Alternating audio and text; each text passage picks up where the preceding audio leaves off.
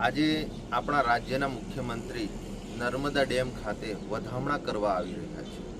તો આપણા રાજ્યના મુખ્યમંત્રી શ્રીને અમારે પૂછવું છે, આજે છેલ્લા 15-20 દિવસ પહેલાં દાહોદ જિલ્લામાં જે એક નાનકડી બાળકી જોડે એક પ્રિન્સિપલે, જે ગુરુ કહેવાય આપણા, એમણે દુષ્કર્મ કરી અને એને મોતને ઘાટ ઉતારી દીધું.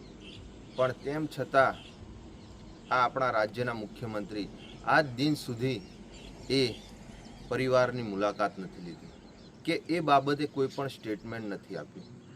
આજે મહિલા મોરચા એટલું બધું છે બીજેપીમાં, પણ તેમ છતાં એ મહિલાઓ આજે આશ્વાસન આપવા ત્યાં નથી ગયા.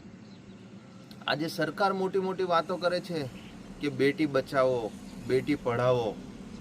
આજે જેને આપણે ગુરુ માનીએ છીએ એવા જ આપણા વિસ્તારમાં જે પ્રિન્સિપલો હોય એમના દ્વારા દુષ્કર્મ કરવામાં આવે, અને જે આરએસએસને વિશ્વ હિન્દુ પરિષદ સાથે જોડાયેલા હોય, અને આ બીજેપીની જે સરકાર છે એ આજે એકદમ મૌન ધારણ કરીને બેઠી છે. આજે વાત કરીએ તો ગયા વર્ષે 17મી સપ્ટેમ્બરના રોજ આ જ મુખ્યમંત્રી નર્મદા જિલ્લાના વધામણા કરવા આવ્યા હતા, અને એમણે ઘણા બધા ખેડૂતો આજે જમીન વિહોણા થઈ ગયા છે. આજે જે પશુપાલકો જે નર્મદા કાંઠાના વિસ્તારોમાં હતા એ લોકોના આજે કેટલા પશુ ગયા વર્ષે મરી ગયા. ઘણા બધા ઘરોમાં પાણી ભરાઈ ગયું અને ઘણા બધા ઘરો એ પાણીમાં ધોવાઈ ગયા. પણ તેમ છતાં પણ આજે 1 વર્ષ ઉપર થયું, આ ડબલ એન્જિનની સરકારે આજ દિન સુધી એમને યોગ્ય વળતર આપવામાં નથી આવ્યું. આજે નર્મદા જે વિસ્તાર છે એમાં 2 ડેમ આવેલા છે, નર્મદા ડેમ અને કરજણ ડેમ. પણ તેમ છતાં આજે નર્મદા જિલ્લાના લોકોને કે આજે ભરૂચ જિલ્લાના લોકોને આજે નર્મદાનું પાણી આજે મળતું નથી. આજે એ ખેડૂતોની આજે જમીનો સુકાઈ રહી છે. ત્યારે આજે સ્ટેચ્યુ ઓફ યુનિટી જે વિસ્તાર છે એ વિસ્તારમાં આજે ઘણા બધા ખેડૂતોની જમીનો એમણે લઈ લીધેલી છે. આજે તેમને આજ દિન સુધી યોગ્ય વળતર આપવામાં નથી આવ્યું.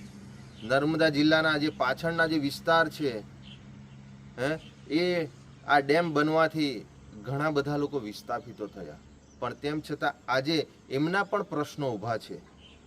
તો આ ડબલ એન્જિનની સરકારને અને ખાસ કરીને જે મુખ્યમંત્રી જે ભૂપેન્દ્રભાઈ પટેલ છે, જે ડબલ એન્જિનની સરકાર ચલાવે છે, એમને અમારે પૂછવું છે કે તમે ફક્ત અહીંયા નર્મદાના વધામણા જ કરવા આવો છો, અને નર્મદાના વધામણા કરવાની સાથે સાથે આજે ઘણા બધા ખેડૂતોનું નુકસાન થાય છે.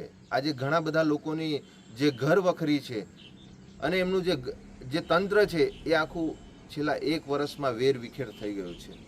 તો તે બાબતે કેમ તમે મૌન છો? આજે શિક્ષણની વાત કરીએ તો આજે ટ્રાઇબલ વિસ્તારમાં આજે એક જ શિક્ષકથી શાળાઓ ચાલે છે. આજે તમે જો શિક્ષિત યુવાઓ આજે ઘણા બધા બેરોજગાર છે. આજે એ લોકોનો પ્રશ્ન જ્યારે એ લોકો ઉઠાવવા આવે છે તો એમને પોલીસ પ્રશાસનને આગળ કરી અને એ લોકોને દબાવવામાં આવે છે. તો માનનીય મુખ્યમંત્રી શ્રી, તમે ક્યારે જે બાળકી જોડે જે દુષ્કર્મ કરી અને એનું મૃત્યુ થયું છે એમના પરિવારની મુલાકાત લેવા જવાના છે? ક્યારે અમારા નર્મદા જિલ્લાના જે વિસ્તારના લોકો છે એ લોકોને આ નર્મદા અને કરજણનું પાણી મળશે?